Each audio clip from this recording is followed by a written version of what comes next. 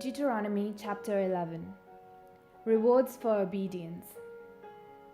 You shall love the Lord your God, therefore, and keep his charge, his decrees, his ordinances, and his commandments always.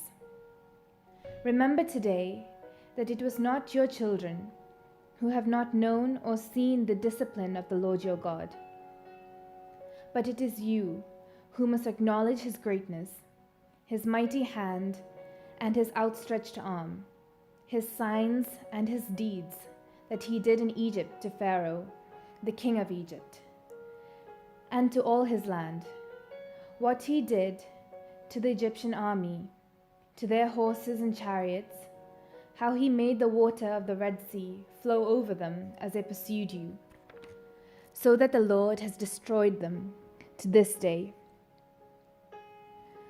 What he did to you in the wilderness until you came to this place, and what he did to Dathan and Abiram, sons of Eliab, son of Reuben, how in the midst of all Israel the earth opened its mouth and swallowed them up, along with their households, their tents, and every living being in their company.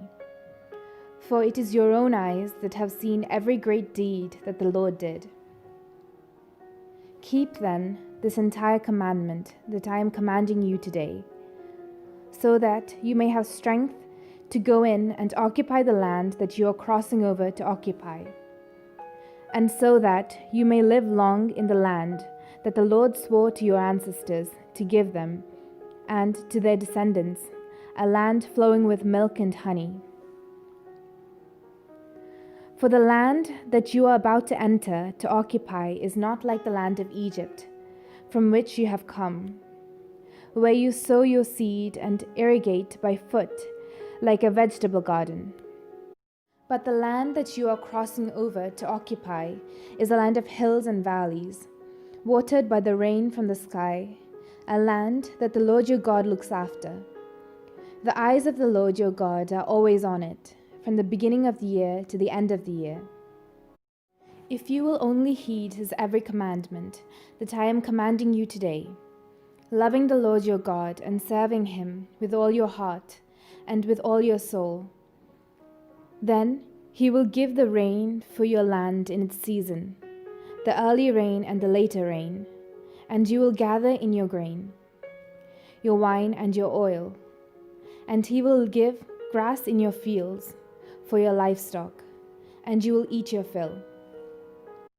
Take care, or you will be seduced into turning away, serving other gods, and worshipping them. For then the anger of the Lord will be kindled against you, and he will shut up the heavens, so that there will be no rain, and the land will yield no fruit. Then you will perish quickly off the good land that the Lord is giving you. You shall put these words of mine in your heart and soul, and you shall bind them as a sign on your hand, and fix them as an emblem on your forehead. Teach them to your children, talking about them when you are at home and when you are away, when you lie down and when you rise.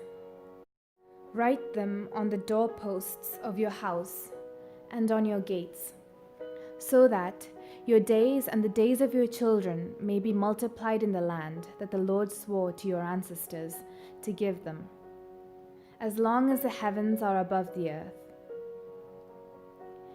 If you will diligently observe this entire commandment that I am commanding you, loving the Lord your God, walking in all his ways and holding fast to him, then the Lord will drive out all these nations before you, and you will dispossess nations larger and mightier than yourselves. Every place on which you set foot shall be yours. Your territory shall extend from the wilderness to the Lebanon, and from the river Euphrates, to the western sea. No one will be able to stand against you. The Lord your God will put the fear and dread of you on all the land on which you set foot, as he promised you. See, I am setting before you today a blessing and a curse. The blessing, if you obey the commandments of the Lord your God that I am commanding you today, and the curse, if you do not obey the commandments of the Lord your God, but turn away from the way that I am commanding you today, to follow other gods that you have not known. When the Lord your God has brought you into the land that you are entering to occupy, you shall set the blessing on Mount Gerizim, and the curse on Mount Ebal. As you know, they are beyond the Jordan, some distance to the west, in the land of the Canaanites who live in the Arabah, opposite Gilgal, beside the oak of Moreh. When you cross the Jordan, to go in to occupy the land that the Lord your God is giving you, and when you occupy it and live in it, you must diligently observe all the statutes and ordinances that I am setting before you today.